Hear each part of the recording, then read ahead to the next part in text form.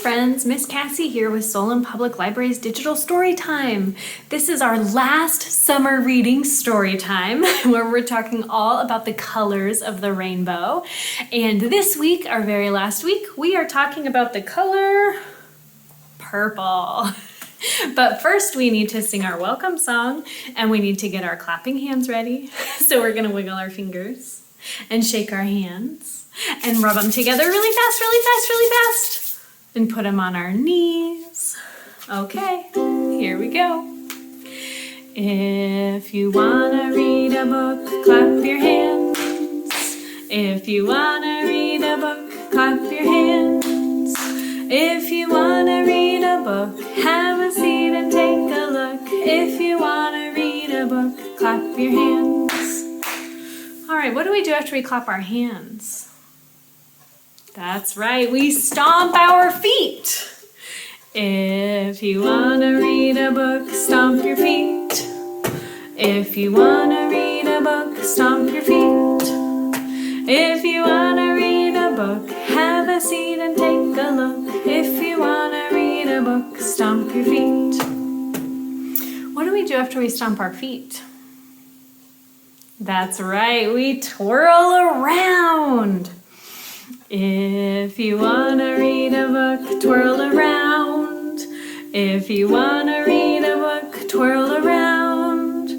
If you wanna read a book, have a seat and take a look. If you wanna read a book, twirl around.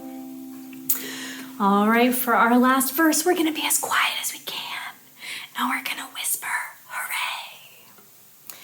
If you wanna read a book, whisper hooray, hooray. If you wanna read a book, whisper hooray, hooray. If you wanna read a book, have a seat and take a look. If you wanna read a book, whisper hooray, hooray.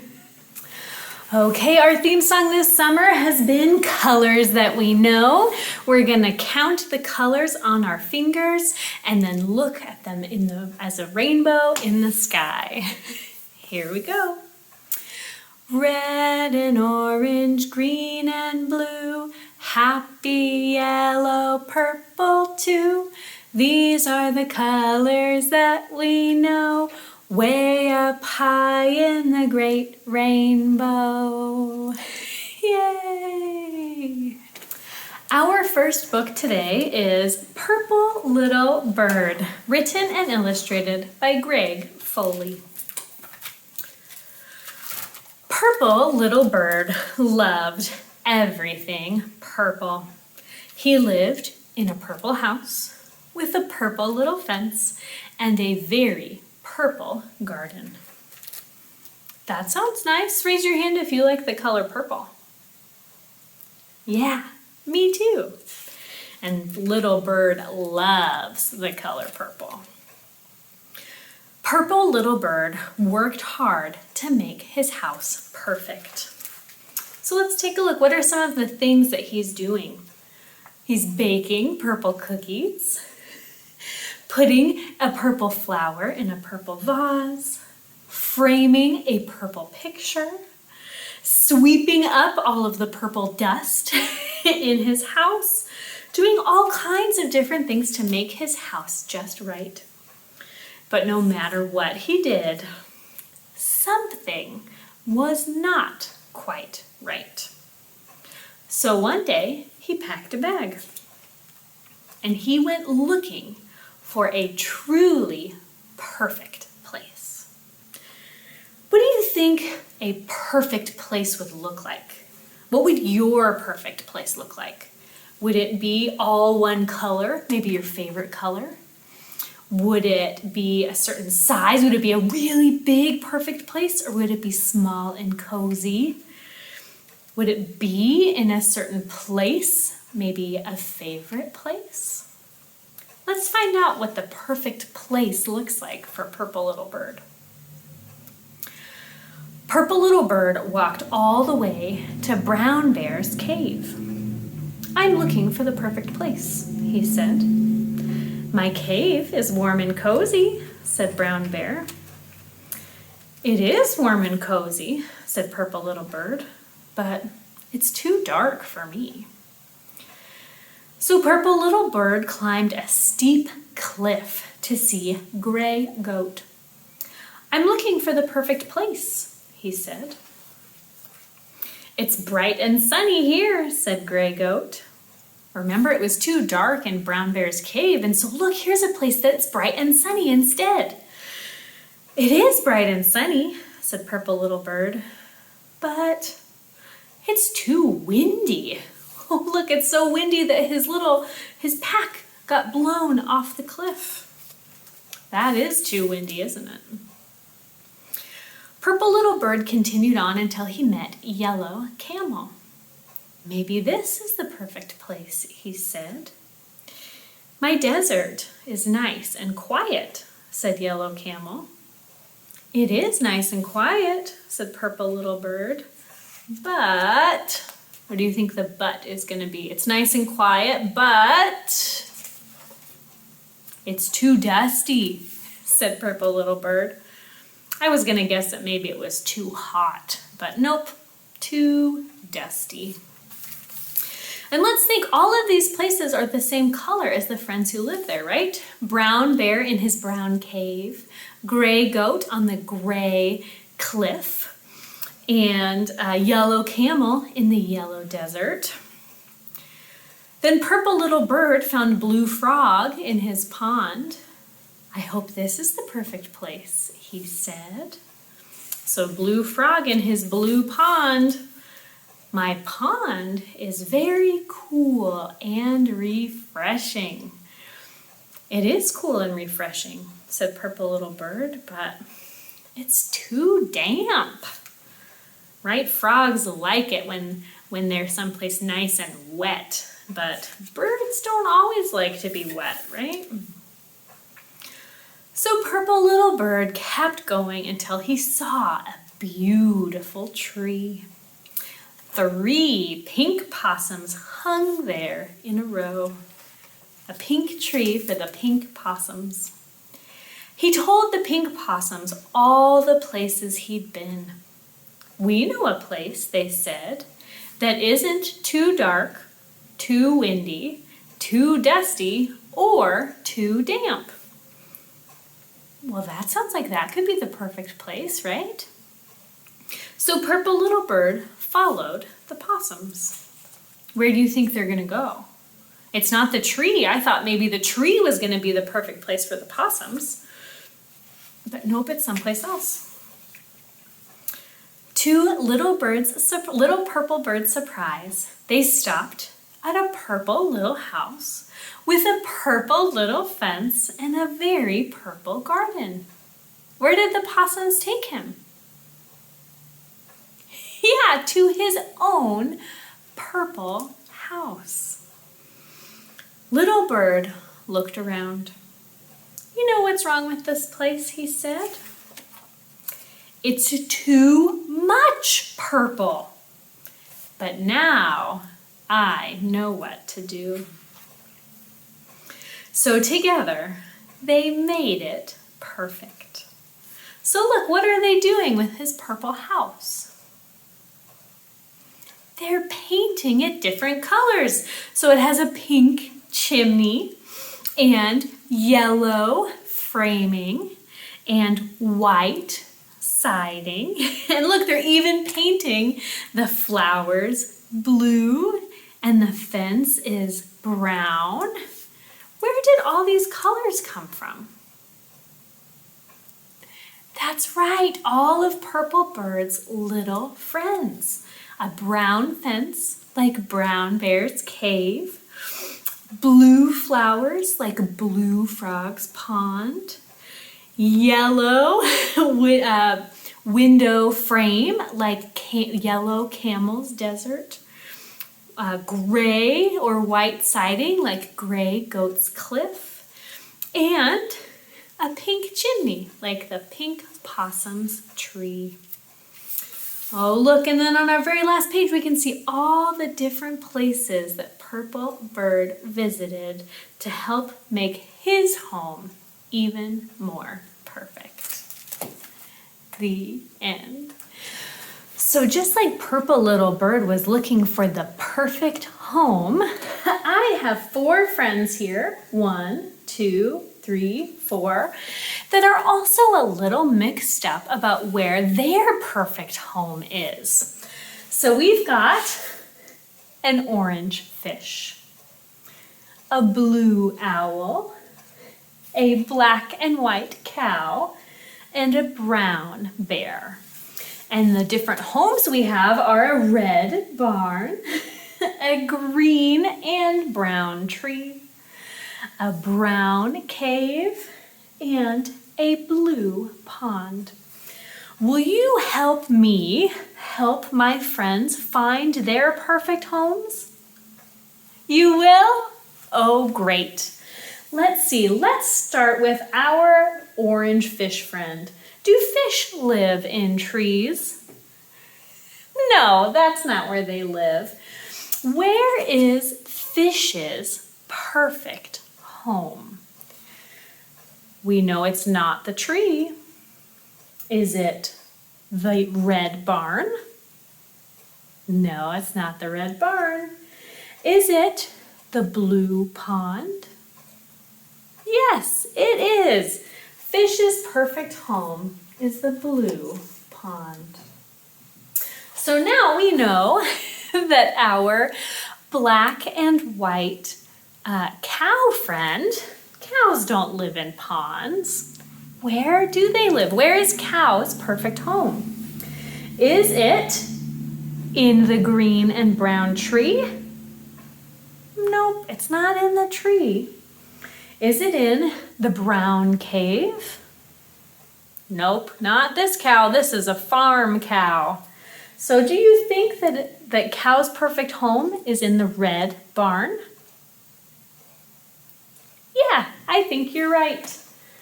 The red barn is cow's perfect home. All right, so we know that our brown bear friend doesn't live in the red barn. Where is brown bear's perfect home? Is it in the green and brown tree? Bears like to climb trees sometimes, but that's not bear's perfect home. Is it in the brown cave? Yes, it is. Brown bear's perfect home is in the brown cave. Now we just have one more friend we need to help find their perfect home. So we have blue owl here, and we already know that cow lives in the red barn, fish lives in the blue pond, bear lives in the brown cave, and so the last home we have left, does owl live in the green and brown tree? Yes, that's exactly where owl lives, right in the hollow of the green and brown tree. Thanks for your help, friends. Now our 4 friends are comfy and warm and safe in their perfect homes. One of the things that Purple Little Bird did to make his home even more perfect was, what did they do? They painted things different colors. So I have some paintbrushes here. How many paintbrushes do I have? 1, 2, 3, 4, 5, 6. 6 paintbrushes. And we have all the colors of the rainbow here with our paintbrushes. And we know the colors of the rainbow because of our theme song this summer, right? Red and orange, green and blue, happy yellow, purple too. So we're gonna see if one of our paintbrushes disappears, if we can figure out which color is missing. Are you ready? Okay, here we go. All right, so let's go through our song. So we got our little rhyme. I know the colors of the rainbow. Do you know them too? If one color were missing, would you know which hue? Let's take a look. Okay, should we sing our song? Red and orange, green and blue, shiny. What color is missing? That's right, our yellow paintbrush was missing. Good detective work. Okay, we're gonna hide another one. Okay, let's say our rhyme. I know the colors of the rainbow. Do you know them too? If one color were missing, would you know which hue? Okay. All right, one of our paintbrushes is missing. Do you know which color is missing? Okay, let's sing our song. Red and... what color goes here? That's right! It's our orange paintbrush. Good job. All right, we're gonna do it one more time. All right, we're gonna say our rhyme. I know the colors of the rainbow. Do you know them too? If one color were missing, would you know which hue? Okay. All right, we're missing one color. Take a look at the colors that are there. Which one is missing? Let's sing our song. Are you ready? Red and orange, green and blue, happy yellow. That's right, purple too. It is our color of the week, our purple paintbrush. Good detective work, friends. Give yourselves a pat on the back. All right, our last book this week is, of course, Harold and the Purple Crayon, written and illustrated by Crockett Johnson. Now, this book is surprisingly long, so we're gonna read most of the book, but not all of the book. But in August, we will have Harold and the Purple Crayon as a story walk right outside the library. And you can come and you can read the book yourself and do some actions that we will give to you. And take one of your favorite colors of chalk and decorate the sidewalk in front of the library. But today, we're just gonna read the book. Are you ready? Okay, here we go. One evening, after thinking it over for some time, Harold decided to go for a walk in the moonlight. There wasn't any moon, and Harold needed a moon for a walk in the moonlight. So what did he do? He drew a moon. And he needed something to walk on. So he made a long, straight path so he wouldn't get lost. And he set off on his walk, taking his big purple crayon with him. But he didn't seem to be getting anywhere on the long, straight path, so he left the path for a shortcut across a field, and the moon went with him. The shortcut led right to where Harold thought a forest ought to be. He didn't want to get lost in the woods, so he made a very small forest with just one tree in it. And that tree turned out to be an apple tree. The apples would be very tasty, Harold thought, when they got red. So he put a frightening dragon under the tree to guard the apples. Whew, it was a terribly frightening dragon. It even frightened Harold. He backed away, and his hand holding the purple crayon shook. Uh-oh, do you see? It's shaking, and while it's shaking, it's drawing something. Suddenly, he realized what was happening, but by then, Harold was over his head in an ocean. Oh no! But he came up, thinking fast.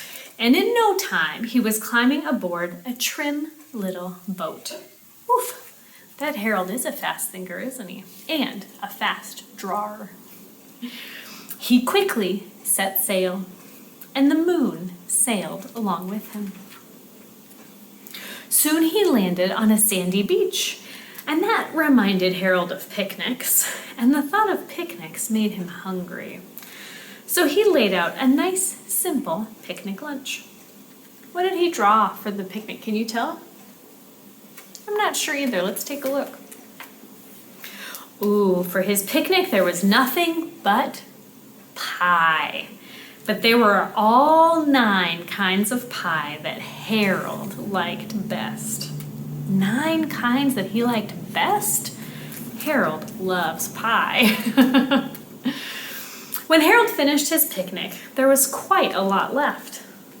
Look, he just took like 1 or 2 slices out of each kind of pie. That's still a lot of pie that he ate, but still a lot to be eaten, huh? He hated to see so much delicious pie go to waste. Oh, so he's drawing something. What is he drawing? Looks like an animal friend. Harold left a very hungry moose and a deserving porcupine to finish it all up. Oh, that moose looks really skinny. Good thing there's all that pie, huh? And off he went, looking for a hill to climb to see where he was. Harold knew that the higher up he went, the farther he could see. So he decided to make the hill into a mountain. And if he went high enough, he thought he could see the window to his bedroom. Whew. He was tired and he felt he ought to be getting to bed. He hoped he could see his bedroom window from the top of the mountain. But as he looked down over the other side, he slipped. And there wasn't any other side of the mountain. He was falling in thin air. Oh no. But we know Harold is a quick thinker. What do you think he's going to draw? Maybe an airplane? Or maybe a giant bird that he can ride? Let's see. Luckily, Harold kept his wits and his purple crayon. He made a balloon and he grabbed onto it. That Harold is so smart. And then he made a basket under the big balloon, big enough to stand in. So he made a hot air balloon. Oh, I hadn't thought of a hot air balloon, did you? He had a fine view from the balloon, but he still couldn't see his window. He couldn't even see a house. So he made a house with windows, and he landed the balloon on the grass in the front yard. But none of the windows was his window. So he tried to think where his window ought to be. He decided to ask a policeman. The policeman pointed the way Harold was going anyway, but Harold thanked him. Harold sounds very polite. And he walked along with the moon, wishing he was in his room in his bed. And then suddenly Harold remembered. He remembered where his bedroom window was when there was a moon. It was always right around the moon. So look, he's drawing his window. And then Harold made his bed. He got in it and he drew up the covers. The purple crayon dropped on the floor and Harold dropped off to sleep. The end. All right, friends, this is the end of our purple story time, which means it's almost time for our goodbye song. But first, you need to write down your secret code. This week, the secret code is HOME. HOME. Home. Just like Purple Little Bird's home and Harold's home. And now it is time for our goodbye song. We read a book and we played a game and we sang a song together. We read a book and we played a game. We had